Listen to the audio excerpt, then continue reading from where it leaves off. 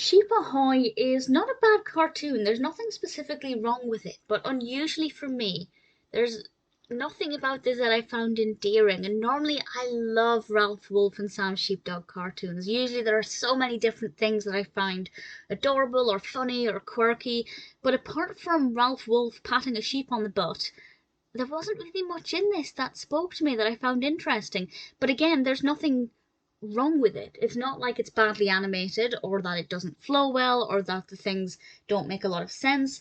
It just didn't have the usual magic that Sam and Ralph cartoons usually have. This was released in 1954, directed by Chuck Jones and written by Michael Maltese, with voices provided by Mel Blanc. And the only thing I wrote down, I write down notes when I'm watching these to make sure I don't forget anything particularly interesting that I want to mention, and the only thing I wrote down, apart from the sheep's butt, was the rock that Ralph Wolf threw down and it sprung back on a tree.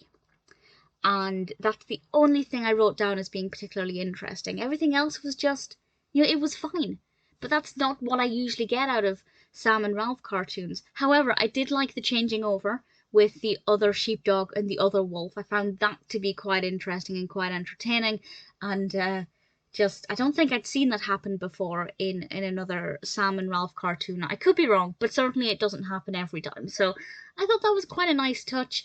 But that aside, I really don't have many other thoughts on it, which is really unusual and a bit of a shame. Had this been the first Sam and Ralph cartoon I'd seen, it wouldn't have been a great start.